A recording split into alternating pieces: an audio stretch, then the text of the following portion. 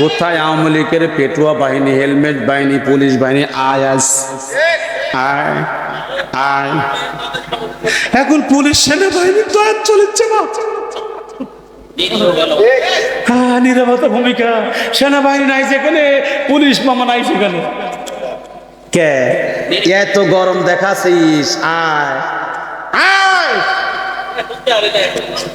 আর ফোনদার লোক নাই। হ্যাঁ, কানে রাজনীতি করতেছেন, গেলাম থানার থেকে চলে আসতো, হন করতে গেল আওয়ামী লীগ বাহিনী, পুলিশ। এখন দেখাল আসসালাম আলাইকুম হুজুর, ভালো আছেন? গত 28 অক্টোবর আমাদের নাটক জেলা জামাতের প্রোগ্রাম হলো, পুলিশরা পাহারা দিচ্ছে।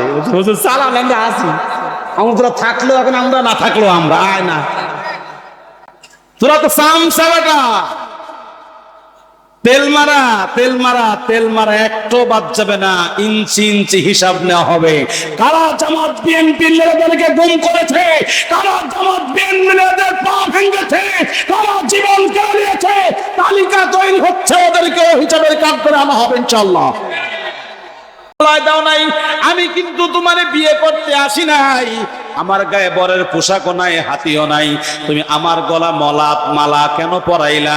তুমি সারা বলে, ওগো আল্লাহর পয়গম্বর, আপনি যুগ শ্রেষ্ঠ পয়গম্বর, আপনি যখন হাতিওয়ালার পিছনে দাঁড়ায় গেছেন, আপনারা কপালে আছেন। এই আমি চা খাই না, এই কাটো কুটো করা যাবে না, রাখেন। আল্লাহু আকবার জোরে বলেন। বিবি সারা বলতেছেন, ইব্রাহিম নবী, আপনার যুগ শ্রেষ্ঠ পয়গম্বর, আপনার গায়ে বরের পোশাক নাই, হাতিও নাই, কিন্তু আপনি যখন হাতিওয়ালার পিছনে দাঁড়ায় গেছেন, আপনার কপালে আছে নূরে মুহাম্মাদি, নূরে মুহাম্মাদির আলো আমার কপালে লাগছে, সঙ্গে সঙ্গে আমার হৃদয়ের ভিতরে আল্লাহ রাব্বুল আলামিন আপনার মহব্বত ঢুকায়া দিয়েছে। মহব্বত দেওয়ার মালিক কে? ইব্রাহিম নবী বলে, বিবি সারা, তুমি তার কানে আমাকে মালা পরায়া দিলা, আর কি বলো, তুমি কি বলতে চাও? বাসর ঘরে তো স্বামী স্ত্রী গোপন কোনো কথা থাকে, পর্দা থাকে, কোনো পর্দাও নাই, গোপনও কিছু নাই। এবার জাতির পিতা ইব্রাহিমকে বিবি সারা বলতেছেন, আমার ঘুম ভাঙায়া গেল রে ইব্রাহিম নবী, আমার ঘুম ভাঙায়া গেল রে ইব্রাহিম নবী, তার গলা মালা দিছি পাবো জান্নাতের চাবি, আমার ঘুম ভাঙায়া গেল রে ইব্রাহিম নবী, তার গলা মালা দিছি যাব জান্নাতে, এটা বিবি সারার এক নাম্বার দাবি। সুবহানাল্লাহ বলেন, মনে ঘুম জোরে বলা যাবে না সুবহানাল্লাহ। আমরা ইসলামী আন্দোলন করি, আল্লাহর কাছে এক নাম্বার দাবি, আমরা আল্লাহর জান্নাতে যাব। এবার সবাই বলেন, নেতা ভুয়া নেতা, লোকটা দেখতে সুন্দর, কোরআন সুন্দর, যেই বাণী শুনেছি দুনিয়ার কোন মানুষের তৈরি করা বাণী নয়, দুনিয়ার মানুষের তৈরি করা কোনো কিতাব নয়, যা শুনলাম আল্লাহর বাণী। আমরা যদি এই বাণী গ্রহণ করি, আমাদের হৃদয়ের সব দূর হয়ে যাবে গ্লানি, আমরা আর দূরে থাকবো না, আমরা কালিমা পড়ে মুসলমান হয়ে যেতে চাই। কারণ ওরা বুঝলো মুসলমান ছাড়া জান্নাতে যাওয়ার কোনো কায়দা নাই। আমরা মুসলমান, বাপ মুসলমান তাই মুসলমান, দাদা মুসলমান তাই মুসলমান, মাথা কাটছে তাই মুসলমান, গরুর গোশত খাই তাই মুসলমান। কিন্তু মুসলমানের জীবন তো এমন হওয়ার কথা ছিল না। মুসলমান যতক্ষণ কোরআন না মানবে, কোরআনকে সংবিধান না বানাবে, ততক্ষণ মুসলমানের জীবন সুন্দর হবে না। আমরা ভুলের যত মধ্যে আসি, এর সমাধান কোরআন দিয়া দেওয়া যাবে কি যাবে না? কোরআনকে যদি সংবিধান বানাই, সব কিছুর সমাধান হবে। একটু আমার সাথে কি বলা যাবে? সমাধান, সমাধান চাও যদি জীবনে মরণে, ফিরে যাও খুঁজে নাও চোখ রাখো। বিষয় বলা যাবে না? সমাধান চাও যদি জীবনে মরণে, ফিরে যাও খুঁজে নাও চোখ রাখো, তবেই পাবে সুখ শান্তির ঠিকানা, তবেই পাবে সুখ শান্তির ঠিকানা, যদি তুমি মেনে নাও মনে প্রাণে। সমাধান সমাধান চাও যদি জীবনে মরণে, ফিরে যাও খুঁজে নাও চোখ রাখো। এ বাণী সকলের নয় শুধু মুমিনের, যারাই চলবে মেনে ফল পাবে কোরআনের।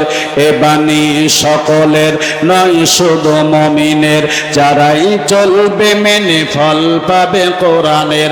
ঘরে বলো আর রাষ্ট্রে বলো, ঘরে বলো আর রাষ্ট্রে বলো, অশান্তি দূর করে শান্তি আনে। সমাধান সমাধান চাও যদি জীবনে মরণে, ফিরে যাও খুঁজে নাও চোখ রাখো। কি আর এক কলি বলবো? এই মাঝে মধ্যে ওই বাদামওয়ালা নাকি ও বাদাম বিক্রি করতে যাচ্ছে। কি আপনাদের মধ্যে কি বাদামওয়ালা আছে নাকি? হ্যাঁ, এরা কি মুসলমান না হিন্দু? মুসলমান না হিন্দু? কোন মুসলমান এই মাহফিলের মধ্যে বাদাম বেচতে পারে না। এটা কি মমতাজের গান নাকি? কি এটা কি মমতাজের গান নাকি? একটা বাদামওয়ালার ভেতর থাকতে হবে না বেটা। ইয়ার কি পাইছিস?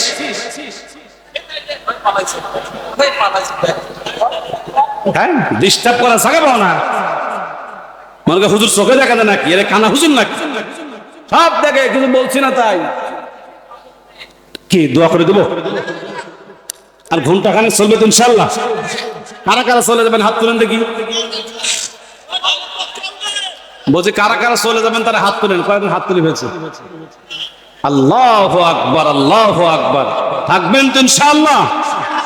আলহামদুলিল্লাহ বলেন আলহামদুলিল্লাহ। তাহলে দেখেন বাদামওয়ালাদের না ঢুকে ও বাদাম বিক্রি করে বাস্তে করে বার হয়ে যাচ্ছে। কে বাদাম বেচা লাগবে কি বাবা? বাদাম দোকানে বেচো, এমনি দোকানে প্রচুর লোক বাদাম খাচ্ছে, আবার তুমি এখানে কাটি মারতে চাও। আল্লাহু আকবার বলেন। আমার ভাইয়েরা গভীর মনোযোগ লাগান। এইবার যখন আবু জেহেল যা বললো সব মিথ্যা প্রমাণ হলো, সব মুসলমান হয়ে গেল। আবু জেহেল চিন্তা করে টাকা খরচ করে আমি ভোটটা সব মোহাম্মদ মার্কা, লাভ তো হলো না। তাহলে কি করবে আবু জেহেল? 42 জন নেতাদের মিটিং ডাকলেন। আবার মিটিং ডাকার পরে বলে তোমরা পরামর্শ দাও কি করব। মুহাম্মদকে কোনোভাবেই ঠেকাতে পারতেছি না, দল ভারী হচ্ছে, মুহাম্মাদের দল বড় হয়ে যাচ্ছে, ঠেকানো যাচ্ছে না, কি করলে কি করা যাবে তোমরা পরামর্শ দাও। এবার 42 জন কাফের নেতা পরামর্শ দেওয়া শুরু করলেন। একজন বললেন, নেতা মুহাম্মদকে দেশ থেকে তাড়ায়া দেন, ঝামেলা খতম হয়ে যাবে। আবু জেহেল বলে না না না, মুহাম্মদকে দেশ থেকে তাড়ায়া দেওয়া যাবে না, কারণ মুহাম্মদ যেই দেশে যাবে সেই দেশের মানুষ তার পক্ষে চলে যাবে, আমাদের বিরুদ্ধে আন্দোলন দুর্বার গড়ে তুলবে, আমরা তখন ঠেকাইতে পারবো না। আর একজন বলে, নেতা মুহাম্মদকে জেলখানায় বন্দি করে রাখো। বলে না, মুহাম্মদকে জেলখানায় বন্দি করে রাখা যাবে না, মুহাম্মাদের এত অনুসারী আছে, সবাই তখন আসবে বলবে জেলের তালা ভাঙবো, মুহাম্মদকে বের করে আনবো, আমরা তখন ঠেকাইতে পারবো না, প্রশাসন ছাড়া উপায় থাকবে না।